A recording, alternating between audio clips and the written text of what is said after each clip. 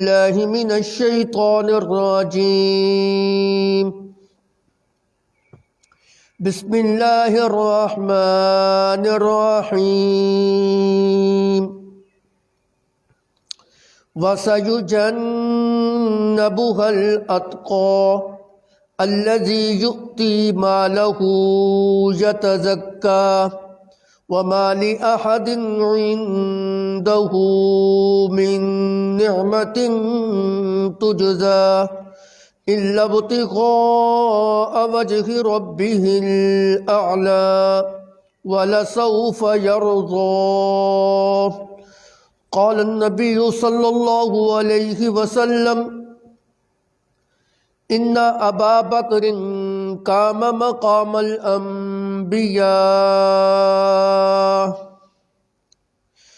سبحان ربك رب العزة عما يصفون وسلام على المرسلين والحمد لله رب العالمين.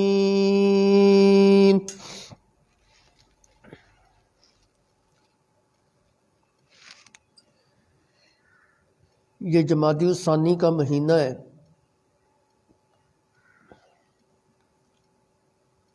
اس مہینہ کے اندر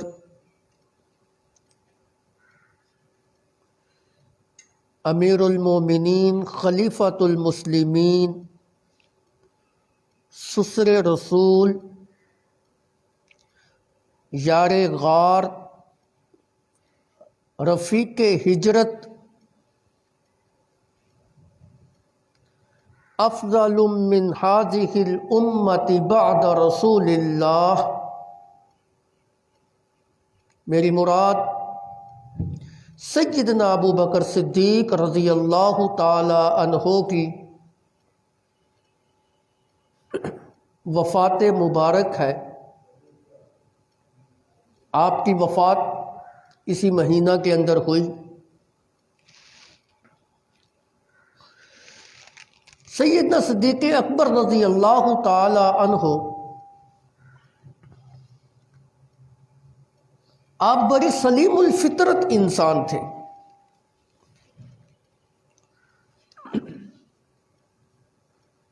سلیم الطبع، سلیم الفطرت، اور بہت سارے اقوال میں، افعال میں، کردار میں، اعمال میں اس امت کے اندر جتنی مشابہت تامہ اور موافقت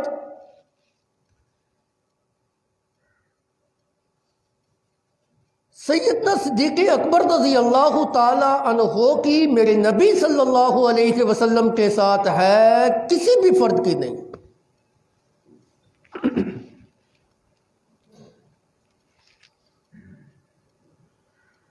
نبی وہ ہستی ہوتا ہے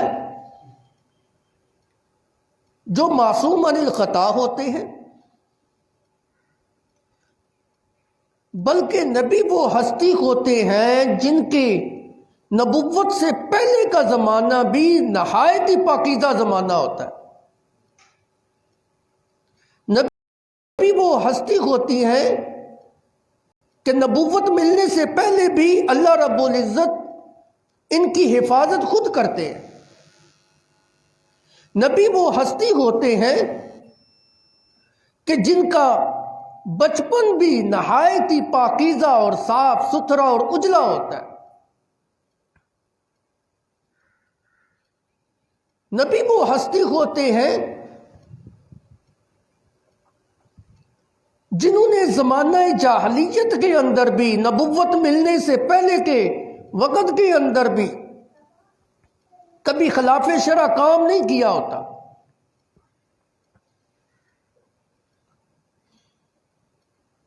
سیدنا صدیق اکبر رضی اللہ تعالی عنہ بھی میری نبی کے ساتھ مشابہت اتنی تامہ ہے، موافقت اتنی زیادہ ہے کہ زمانہ جاہلیت کے اندر بھی آپ نے کبھی خلاف شرع کام نہیں کی.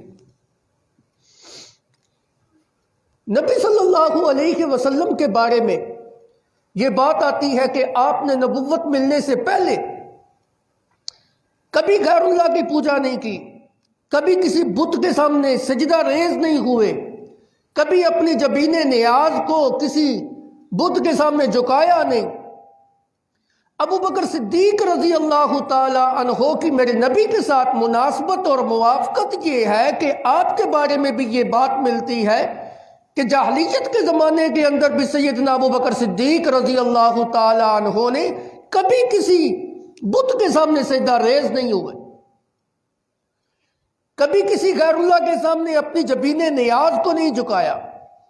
میرے نبی نے بھی نبوت ملنے سے پہلے شرک نہیں کیا، اور ابو بکر نے بھی نبوت ملنے سے پہلے شرک، یہ میری نبی کے ساتھ موافقت ہے۔ زمانہ جاہلیت کے اندر آپ صلی اللہ علیہ وسلم نے کبھی شراب نوشی نہیں کی تھی۔ ابو بکر وہ شخصیت ہیں جنہوں نے جاہلیت کے زمانے کے اندر بھی کبھی شراب نوشی نہیں کی تھی۔ یہ میری نبی کے ساتھ مناسبت ہے، موافقت ہے۔ اہل السیر نے لکھا، سیرت نگاروں نے اپنی کتابوں کے اندر یہ بات لکھی، اما خلیمۃ السعدیہ رضی اللہ تعالی عنہا جس وقت مختلف بچوں کو لے کے جا رہی تھیں، ننھے محمد صلی اللہ علیہ وسلم کو بھی دودھ پلانے کے لیے جس وقت لے کے جا رہی تھیں، تو آپ نے نبی صلی اللہ علیہ وسلم کے متعلق یہ بات کہی تھی کہ جس طرح دیگر بچے بے اختیارے اپنے کپڑوں کے اندر پیشاب کر دیتے ہیں، نبی صلی اللہ علیہ وسلم نے کبھی کپڑوں کے اندر پیشاب، چھوٹے بچوں کا کیا اختیار ہوتا ہے پیشاب کے اوپر، ان کو تو ہوش ہی نہیں ہوتی، نہ وہ بتا سکتے ہیں۔ دودھ پیتا بچہ، اللہ نے میرے پیغمبر کے بچپن کو بھی اتنا صاف ستھرا رکھا ہے کہ نجاست قریب، تھوڑے سے بڑے ہوئے ہیں، اپنے قبیلے کے اندر واپس آئے، لڑکپن کی عمر ہے۔ سیرت نگاروں نے یہ کتاب اپنی کتابوں کے اندر یہ بات جو ہے نا وہ لکھی کہ کسی عمارت کی تعمیر کے اندر نبی صلی اللہ علیہ وسلم بھی اپنے رشتہ داروں کے ساتھ شریک تھے، کندھے کے اوپر پتھر رکھ رکھ کے لے کے آ رہے تھے، کندھے کے اوپر زخم ہو گیا۔ آپ کے چچا حضرت عباس رضی اللہ تعالیٰ عنہ نے دیکھا کہ میرے بھتیجے کے کندھے کے اوپر پتھر رکھنے کی وجہ سے زخم آ گیا۔ آپ نے نیچے تہمت باندھا ہوا تھا، چچا عباس اس تہمت کو کھول کر اپنے بھتیجے کے کندھے کے اوپر رکھنا چاہتے ہیں تاکہ پتھر کی وجہ سے مزید زخم نہ بڑھے۔ یہ اس دور کی بات ہے جس دور کے اندر بچے تو بچے بڑے بھی برہنہ ہونے کو معیوب نہیں سمجھتے تھے۔ یہ اس جاہلیت کے دور کی بات ہے کہ جس دور کے اندر بیت اللہ کا طواف لوگ برہنہ کیا کرتے تھے، ننگا ہونے کو، برہنہ ہونے کو معیوب نہیں سمجھا جاتا تھا۔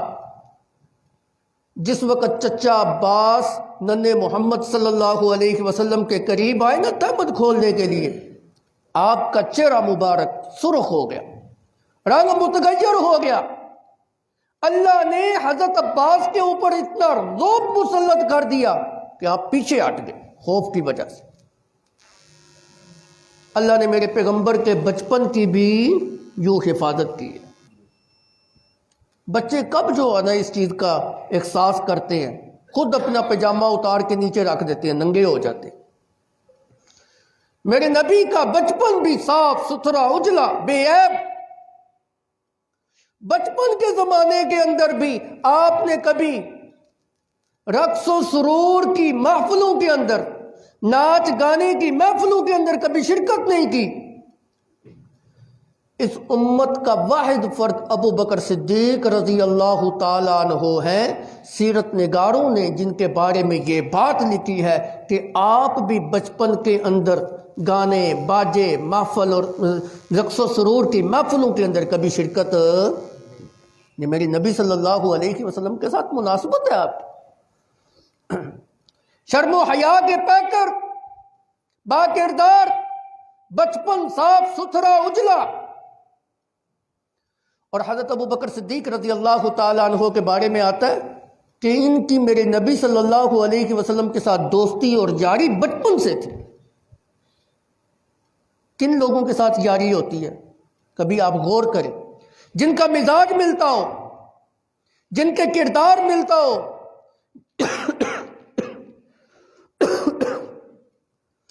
جن کے اخلاق ملتے ہو، جن کی سیرت ایک جیسی ہو، وہ ایک دوسرے کے یار ہوتے ہیں، دوست ہوتے ہیں. جن کا اخلاق، جن کی سیرت، جن کا کردار آپس میں ملتا نہ ہو، وہ یار اور دوست نہیں ہوتے. جو ہم خیال نہ ہو سکے ان کے ساتھ یاری دوستی نہیں ہوتی. اس کا مطلب یہ ہوا کہ حضرت ابو بکر صدیق رضی اللہ تعالیٰ عنہ بچپن سے ہی میرے نبی کے ہم خیال تھے.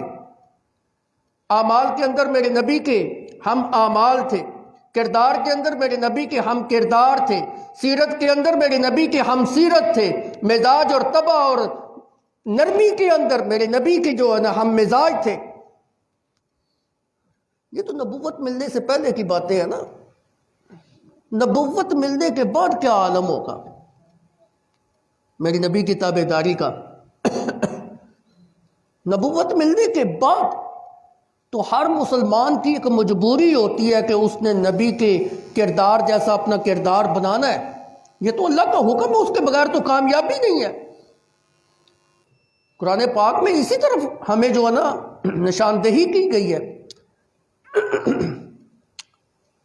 اعوذ باللہ من الشیطان الرجیم لقد کان لکم فی رسول اللہ اسوۃ حسنہ. اللہ کے رسول کی زندگی تمہارے لیے بہترین نمونہ ہے.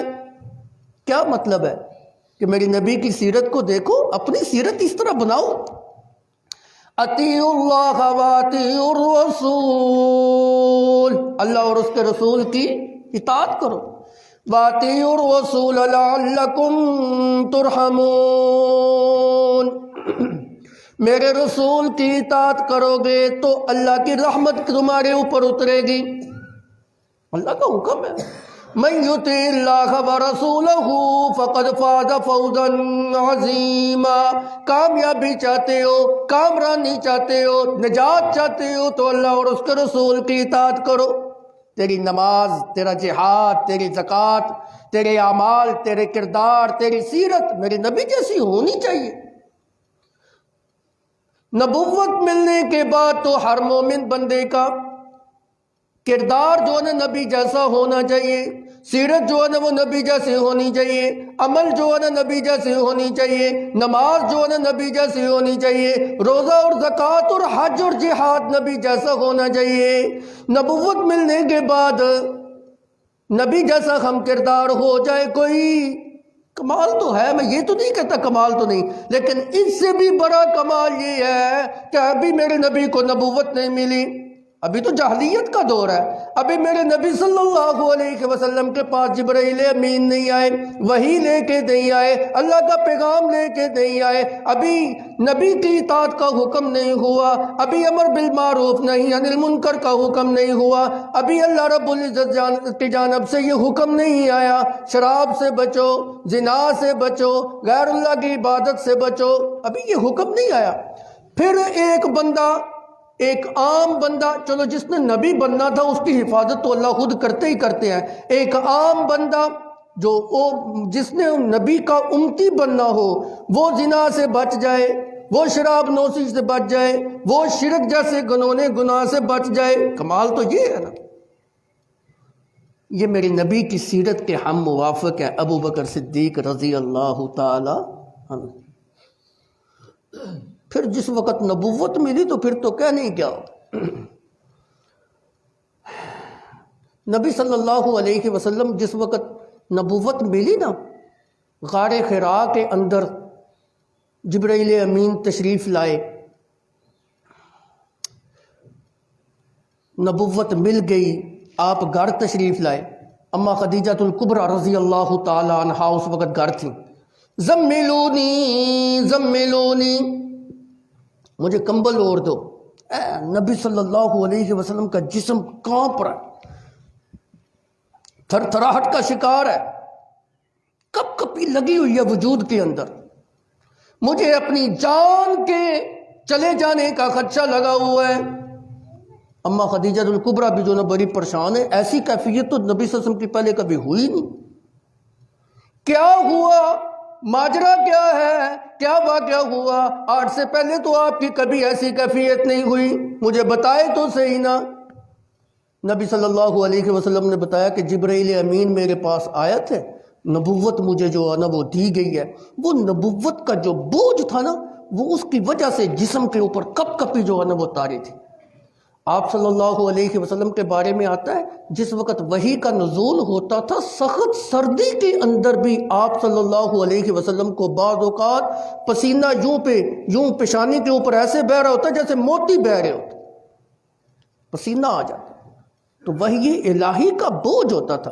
اسی لیے تو اللہ رب العزت نے اپنے پیغمبر کو فرمایا الم نشرح لک صدرک، ہم نے تیری سینے کو کھول دیا، شرح صدر کر دیا. وحی الہی کے بوجھ کو برداشت کرنے کی طاقت جو ہے نا اللہ نے پہلے پیدا کی.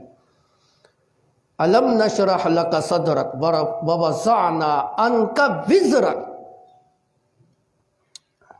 بہرحال جس وقت اما خدیجہ الکبریٰ کو پتہ چلا نا تو جن لفظوں کے ساتھ آپ نے میرے نبی کو دلاسا اور تسلی دی نا، نیک بیویاں جو ہوتی ہیں مشکل وقت میں اپنے خامدوں کو تسلی دیا کرتی ہیں.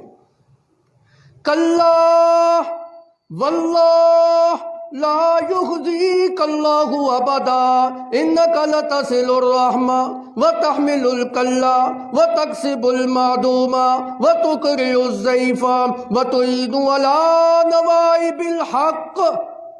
یہ میرے نبی کی خصوصیات بیان کی گئی ہیں، صفات بیان کی گئی ہیں. نہیں اے میرے سر کے تاج، کلا ہرگز ایسے نہیں ہو سکتا، اللہ کی قسم ایسے نہیں ہو سکتا، واللہ اللہ کی قسم ایسے نہیں ہو سکتا، لا یحزیک اللہ ابدا کہ اللہ کبھی آپ کو ضائع کرے، ایسے نہیں ہو سکتا. اللہ آپ کو کبھی رسوا کرے، اللہ آپ کو کبھی ذلیل و خوار کرے، نہ میرا پیغمبر ایسے نہیں ہو سکتا. کیوں؟ تیری صفتیں اتنی اونچی ہے، انک لتصل الرحمہ، آپ تو صلہ رحمی کرنے والے ہیں، رشتہ داروں کے ساتھ حسن سلوک کرنے والے ہیں. تحمل الکلا، نداروں کا بوجھ اٹھانے والے ہیں. تکسب المعدومہ، جن کے پاس کچھ نہیں ان کی مدد کرنے والے ہیں. تکسب المعدومہ وتقرئ الضیف، مہمانوں کی مہمان نوازی کرنے والے ہیں.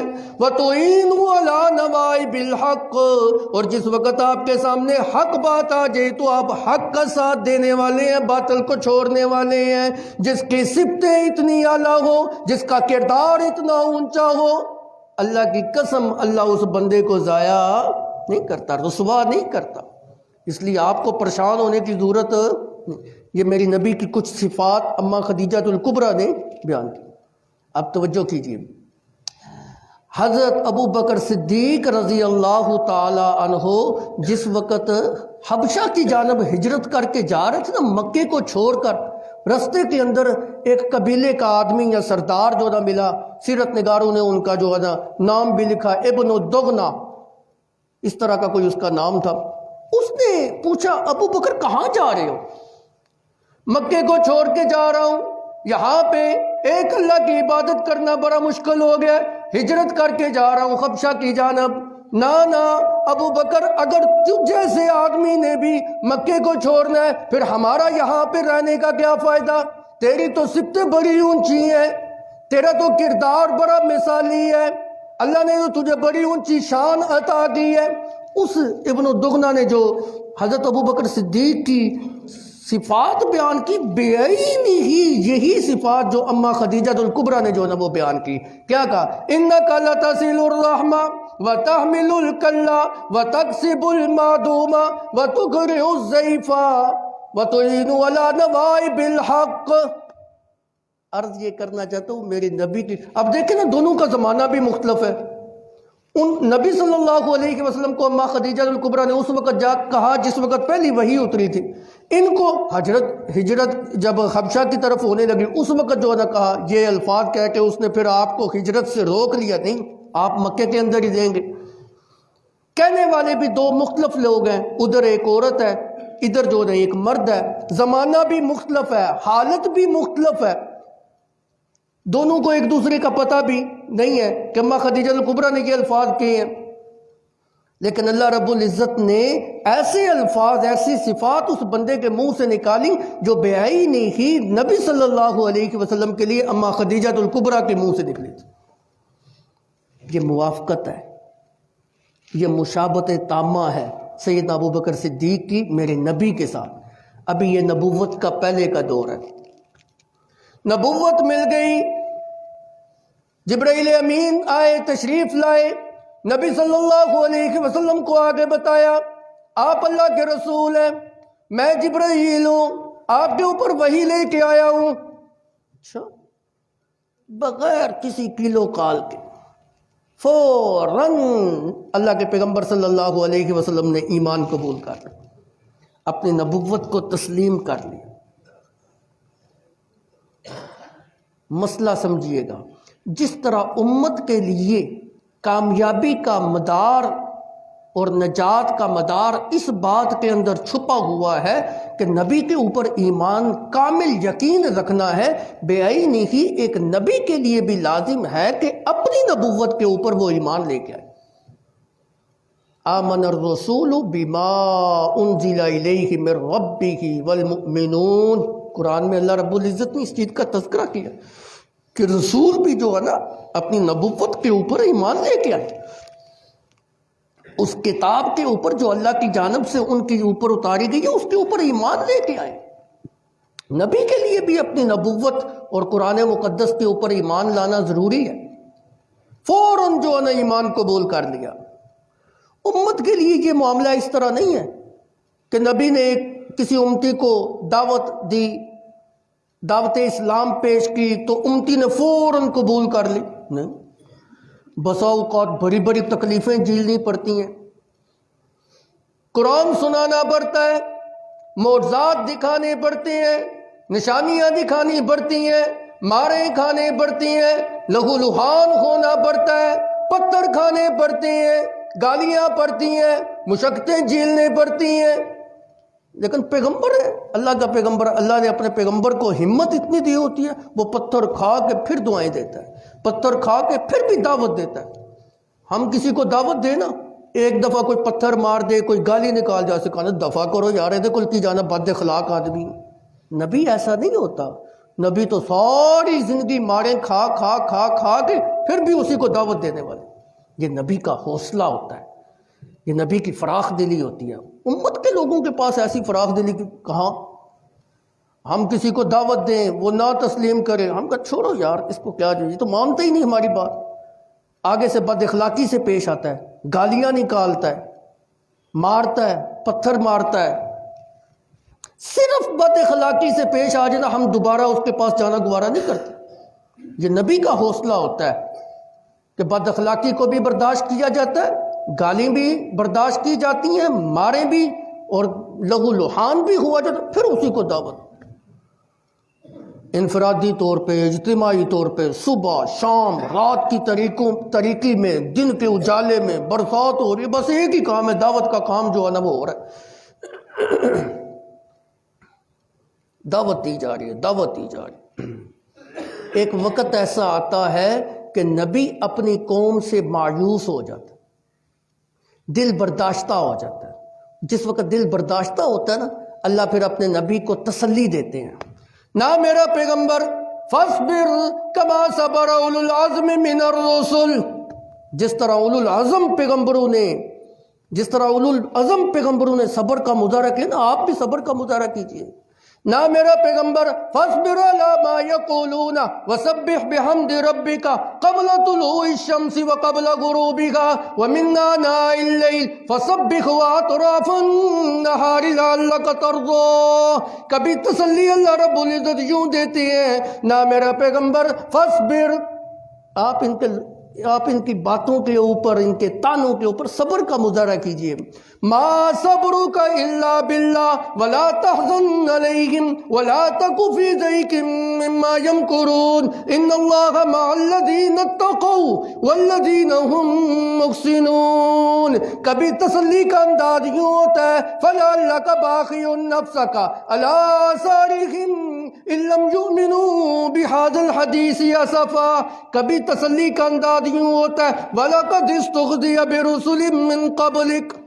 میرا پیغمبر تجھ سے پہلے پیغمبروں کے ساتھ بھی اسی طرح ان کا استہزاء کیا گیا، مذاق اڑایا گیا. حوصلہ کیجئے، تسلی رکھیے.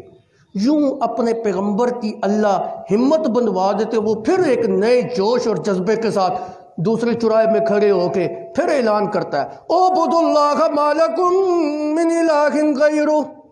امت کے لیے تو اس طرح دعوت دیتے دیتے دیتے بسا اوقات ایسے ہوتا ہے اللہ رب العزت نے کسی بندے کو ہدایت دینا ہوتی ہے، وہ ہدایت کو قبول کر لیتا ہے. کل تک پتھر مارنے والا انسان، گالیاں دینے والا انسان، لہو لہان کرنے والا انسان، حتیٰ کہ گھر سے اسی ارادے سے نکلا کہ محمد کی جان لینے کے لیے جا رہا ہوں، علیہ باللہ قتل کے ارادے سے نکلا. آج جو ہے نا سامنے کھڑا ہے، سر جھکایا ہوا ہے، یا رسول اللہ اپنا ہاتھ آگے بڑھائیے، میں آپ کے ہاتھ کے اوپر اسلام کو قبول کرنا چاہتا ہوں، آپ کے ہاتھ کے اوپر ہاتھ رکھ کے بیعت کرنا چاہتا ہوں. امت کا معاملہ تو یہ ہے. کیا نبی کی تبلیغ میں کوئی کمی تھی کہ اس نے فوراً ایمان قبول نہیں کیا؟ نہ. اللہ ایک مسئلہ سمجھانا چاہتے ہیں. نہ میرا پیغمبر، تیرا کام تبلیغ کرنا ہے، ہدایت دینا میں اللہ کا کام ہے. آپ کا زبردستی آپ کسی کو نہیں منوا سکتے. آج تو کہتے ہیں نا محمد کا پکڑا چھڑا لے، پتہ نہیں کیا بولتے ہیں، محمد کا پکڑا چھڑا کوئی نہیں سکتا، اللہ کا پکڑا چھڑا لے محمد کا پکڑا چھڑا کوئی نہیں سکتا. اللہ نے نبی کو یہ اختیارات نہیں دیے. جس کو میں چاہوں جس وقت چاہوں. آپ کی تبلیغ میں کوئی کمی نہیں ہے، آپ کی تبلیغ بالکل درست ہے، لیکن اگر میں نے اس کے ہدایت کے دروازہ بھی دی نہ کھولا تو وہ ہدایت قبول نہیں کر سکتے. مَن يَهْدِ اللَّهُ فَمَا لَهُ مِن مُضِلٍ. مَن يَهْدِ اللَّهُ، جس کو اللہ ہدایت نہ دے اس کو کون ہے ہدایت دینے والا؟ جس کو اللہ گمراہ رکھنا چاہے اس کو کون ہے ہدایت دینے والا؟ وہ نبی کا قریب ترین رشتہ دار ہی کیوں نہ ہو. إِنَّكَ لَا تَهْدِي من احببت ولکن اللہ یہدی من یشاء. اللہ یہ مسئلہ سمجھانا چاہتے ہیں کہ ہدایت میں نے اپنے قبضے قدرت کے اندر رکھی ہوئی ہے، آپ کسی کو زبردستی نہیں بنوا سکتے. لست علیہم بمسیطر، آپ ان کے اوپر دروغہ نہیں ہے. ان علیک، آپ نے ان تک پیغام پہنچانا ہے. انما علیک البلاغ وعلینا الحساب. آپ کا کام پہنچانا ہے، آپ دعوت دیتے رہے، بس پہنچاتے رہے. آگے ان کو ہدایت دینا یہ میں اللہ کا کام ہے، ان سے پوچھ گچھ کرنا یہ میں اللہ کا کام ہے، آپ کا کام نہیں ہے. عرض کر رہا تھا امت کا ضابطہ تو یہ ہے کہ ضروری نہیں نبی نے دعوت دی تو وہ فوراً جو ہے نا وہ قبول کر لے، لیکن اس امت کا ایک فرد ایسا بھی ہے جس کے سامنے اللہ کے پیغمبر نے جس وقت دعوت رکھی نا، بغیر کیلو کال کے، بغیر حجت بازی کے، بغیر جدال کے، بغیر مباحثے کے، بغیر مناظرے کے، بغیر کسی بات کیے فوراً اللہ کے پیغمبر صلی اللہ علیہ وسلم کی دعوت کو قبول کر لیا.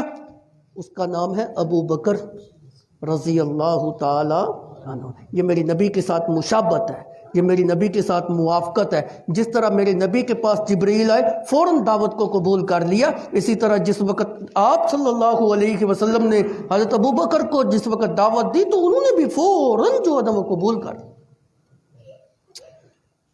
بہت ساری مشابہتیں ہیں، بہت ساری موافقتیں ہیں حضرت ابو بکر صدیق کی میرے نبی کے ساتھ.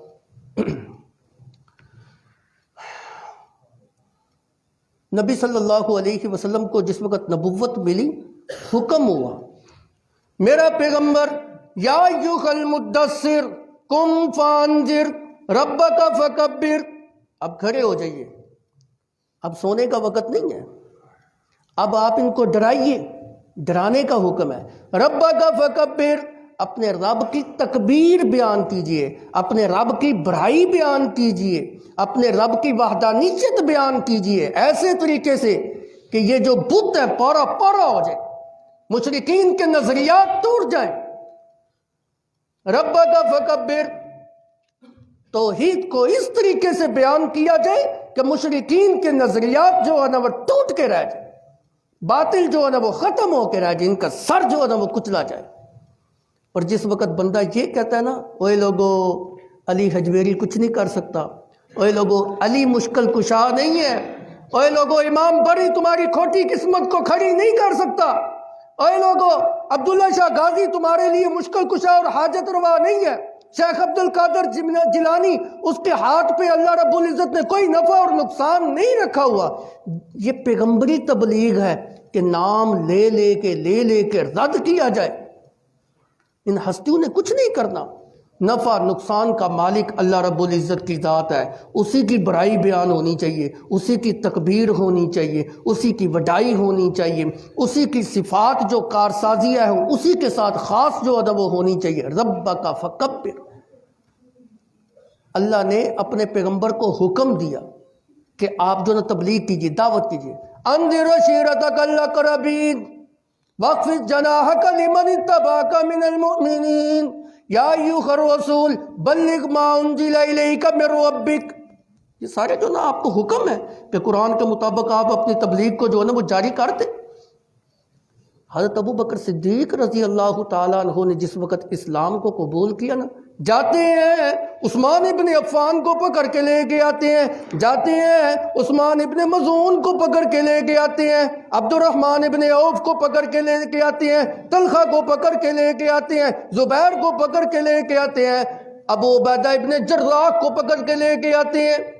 نبی کی طرز کے اوپر آپ نے پھر دعوت ایسے شروع کر دی بغیر کہے جو ہے نا لا رہے. یہ میری نبی کے ساتھ مناسبت ہے، موافقت ہے، مشابہت تامہ ہے. پھر آپ دیکھیں نا نبی صلی اللہ علیہ وسلم نبوت کا پہلا دن صفا کے اوپر کھڑے ہیں، اس پہاڑ کے اوپر کھڑے ہو کے جس وقت آپ نے مکے والوں کو خطاب کیا تو کیا کہا؟ قولوا لا الہ الا اللہ تفلحون. اس دعوت کا جواب کیا ملا؟ پتھر. تبا لک یا محمد، الیاذ باللہ، بد دعا ملی، پتھر ملے، لہو لہان ہونا پڑا. مکے کی ساری زندگی ہے یہ ایسی تکلیفوں والی، مشقتوں والی. ابو بکر صدیق رضی اللہ تعالیٰ عنہ نے جس وقت اسلام قبول کیا، ابھی ابتدائی روز ہیں، چند افراد، سیرت نگاروں نے لکھا کہ 39 افراد جنہوں نے اسلام قبول کیا ہے. حضرت ابو بکر صدیق نبی صلی اللہ علیہ وسلم کے پاس آتے ہیں، یا رسول اللہ علی اعلان تبلیغ ہونی چاہیے، ہمیں کسی کا کوئی ڈر ہے، کھل کے جو ہے تبلیغ ہونی چاہیے. اللہ کے پیغمبر صلی اللہ علیہ وسلم نے فرمایا ابھی اتنی طاقت نہیں ہماری بنی، کمزور ہیں، کچھ دیر گزر دے، کوئی طاقت بن جائے، افرادی قوت بن جائے، انشاءاللہ علی اعلان بھی تبلیغ کریں گے. نہیں یا رسول اللہ علی اعلان تبلیغ ہونی چاہیے. جس وقت اصرار بڑھا نا حضرت ابو بکر صدیق رضی اللہ تعالیٰ عنہ کو، نبی صلی اللہ علیہ وسلم نے اللہ کے اوپر توکل کر کے اجازت جو ہے نا وہ دے دی. اب جناب حضرت ابو بکر صدیق نبی صلی اللہ علیہ وسلم 39 افراد وہ سارے مکے بیت اللہ کے اندر کھڑے ہیں. آپ مطاف کے اندر حضرت ابو بکر صدیق کھڑے ہو کے خطبہ ارشاد فرما رہے. اس وقت میرے نبی صلی اللہ علیہ وسلم نے فرمایا اس امت کا سب سے پہلا خطیب ابو بکر. چھوٹا سا اعزاز ہے. اس امت کا سب سے پہلا خطیب جو ہے وہ ابو بکر ہے. دعوت کیا ہے؟ لا الہ الا اللہ، لا الہ الا اللہ. کوئی مشکل کشا نہیں، کوئی حاجت روا نہیں، کوئی فریاد رس نہیں، کوئی غوث اعظم نہیں. جن بتوں کو تم مشکل کشا اور حاجت روا سمجھتے ہو یہ تمہارے لیے نفع نقصان کے مالک نہیں. ود سوا یغوث یعوق نصر، لات منات عزا خبل، 360 جو بیت اللہ کے اندر رکھے ہوئے ہیں یہ تمہارے لیے کچھ بھی نفع نقصان کے مالک نہیں ہے. اب یہ مشرکین کے لیے ایک بہت بڑی چوٹ ہے. جس طرح آج کوئی بندہ کہ شدولہ کچھ نہیں کر سکتا، مشرکین کے لیے تو بہت بڑی چوٹ ہے نا. علی حجویری کچھ نہیں کر سکتا تو ان کے لیے تو ایک جو ہے نا ایسے جیسے ایٹم بم ہے. انہوں نے کہا مسلموں کے اندر اتنی جرت کہ بیت اللہ کے اندر علل اعلان دعوت دیتے پھرے. آ جاتے ہیں مسلمانوں کو مارنے لگتے ہیں، نبی صلی اللہ علیہ وسلم کو مارنے لگتے ہیں، حضرت ابو بکر صدیق رضی اللہ تعالی عنہ اس وقت فرماتے ہیں اتقتلون رجلا ان یقول ربی اللہ، کیا تم اس کو اس لیے مارتے ہو، یہ اللہ کو اپنا رب مانتا ہے اس لیے مارتے، یہ اللہ کو مشکل کشا کہتا ہے، حاجت روا کہتا ہے، ایک اللہ کی طرف دعوت دیتا ہے۔ انہوں نے حضرت ابو بکر صدیق رضی اللہ تعالیٰ عنہ کو بھی اتنا مارا کہ اپنی طرف سے تو مار کے ہی جو ہے نا وہ چلے گئے۔ قبیلے کے کچھ لوگ آئے، حضرت ابو بکر صدیق رضی اللہ تعالیٰ عنہ کو اٹھا کے جو ہے نا وہ گھر کے اندر لے گئے، باپ بھی کھڑا ہے، ماں بھی کھڑی ہے، بہنیں بھی کھڑی ہیں، قبیلے کے افراد بھی کھڑے ہیں، سارے کوشش کر رہے ہیں کہ ابو بکر کو ہوش آ جائے۔ حضرت ابو بکر رضی اللہ تعالیٰ عنہ کو عشاء کے وقت جس وقت ہوش آئی نا، سب سے پہلی بات جو منہ سے جملہ نکلا وہ کیا ہے؟ این حبیبی کیف حالہ و اصحابہ، میرا حبیب کیسا ہے، میرا یار کیسا ہے، اس کے صحابہ کیسے ہیں، این حبیبی کہاں ہے وہ، کیسا اس کا حال ہے۔ قبیلے والے اور زیادہ برہم ہو گئے، اسی کی وجہ سے تو یہ دن تجھے دیکھنا پڑا ہے، مار کھانی پڑی ہے، لہو لہان ہو گیا، پھر اسی کا نام لے رہے، چونکہ ابھی قبیلے کے دوسرے لوگ مسلمان نہیں ہوئے تھے۔ انہوں نے دعائی پیش کی، دعائی تو حضرت کھائے نا، انہوں نے کہا نا اس وقت تک کوئی بھی چیز اپنے منہ کے اندر نہیں رکھوں گا جب تک اللہ کے پیغمبر صلی اللہ علیہ وسلم کو اپنی آنکھ سے دیکھ نہیں لے۔ اب لوگوں کے سہارے کے ساتھ نبی صلی اللہ علیہ وسلم کے پاس جو ہے نا جاتے ہیں، قدموں کے اندر گر پڑتے ہیں، قدموں کا بوسہ جو ہے نا وہ دیتے ہیں۔ نبی صلی اللہ علیہ وسلم کو یہ منظر دیکھ کے آنکھوں کے اندر آنسو آ گئے۔ سیرت نگاروں نے یہاں پہ ایک یہ بھی نکتہ بیان کیا کہ نبی صلی اللہ علیہ وسلم نے صحابہ کو مخاطب کر کے یہ بات کہی، اچھا مجھے یہ تو بتاؤ کہ وہ رجل مومن جو تھا، جو حضرت موسیٰ علیہ السلام کے اوپر ایمان لے کے آیا تھا، جس کا تذکرہ اللہ نے ہماری کتاب کے اندر بھی کیا ہے، وہ افضل ہے یا ابو بکر افضل ہے؟ اب صحابہ خاموش ہیں، اس کا ذکر جو نا قرآن میں آیا ہوا ہے، موسیٰ علیہ السلام کا صحابی ہے۔ نبی صلی اللہ علیہ وسلم نے جس وقت صحابہ کو خاموش پایا نا تو آپ نے فرمایا سنو، رجل مومن کی ساری زندگی ایک طرف، ابو بکر کی زندگی کا ایک لمحے کا بھی مقابلہ نہیں کر سکتا۔ وجہ اس لیے کہ موسیٰ علیہ السلام کا جو صحابی تھا نا، قرآن میں اللہ نے اس کے بارے میں یوں فرمایا، قال رجل مؤمن من آل فرعون یکتم ایمانہ، اس نے ایمان کو اپنے دل کے اندر چھپا کے رکھا ہوا تھا، اور ابو بکر نے تو ایمان کا علل اعلان جو ہے نا وہ اظہار کیا ہے۔ کہاں رجل مومن اور کہاں ابو بکر؟ رجل مومن کی ساری زندگی ابو بکر کی زندگی کے ایک لمحے کا بھی مقابلہ نہیں۔ اور یہ مسئلہ ہے، نبیوں کے بعد تمام امتوں میں سب سے زیادہ افضل ترین انسان جو ہے نا وہ ابو بکر، اس امت میں نہیں، تمام امتوں کی بات کر رہے ہوں، جتنے نبی کے صحابہ ہیں، جتنے بھی انبیاء رسول پیغمبر آئے ہیں، تمام نبیوں کے جتنے بھی اصحاب ہیں، ان تمام میں سب سے زیادہ مقام اور مرتبہ اگر کسی انسان کو نبیوں کی جماعت کے بعد ملتا ہے تو وہ ابو بکر کو ملتا ہے۔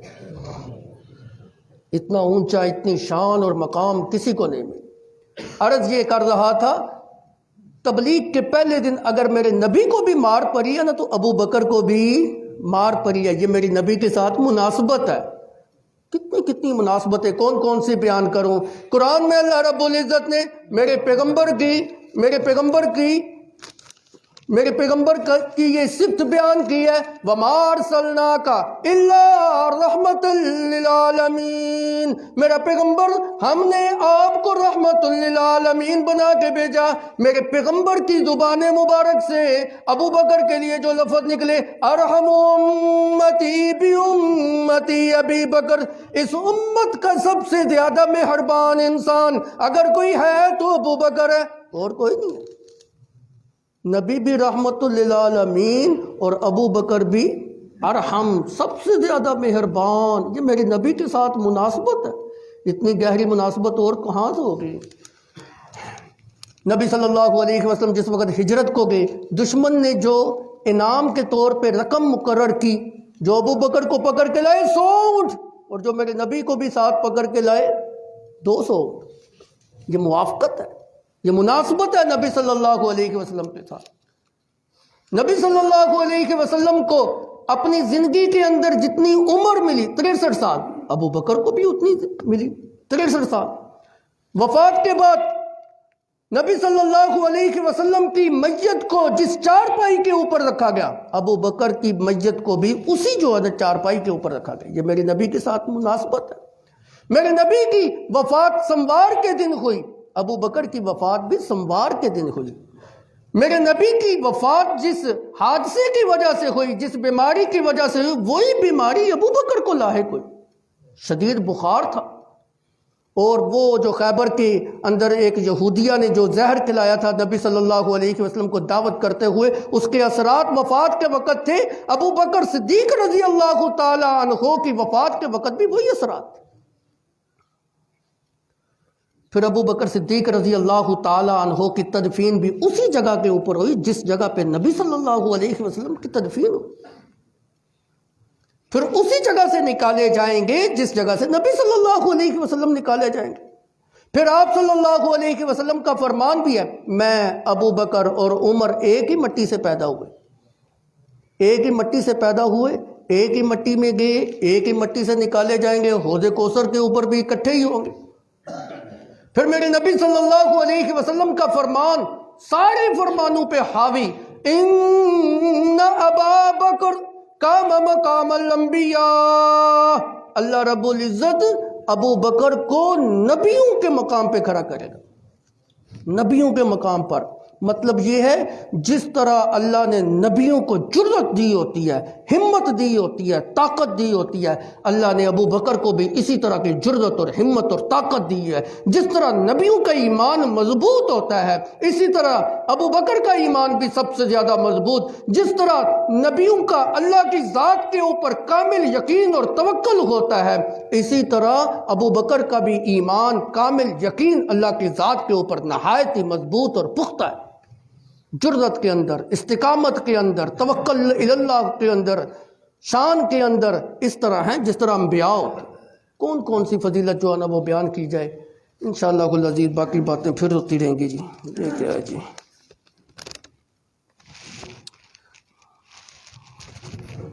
واخر دعوانا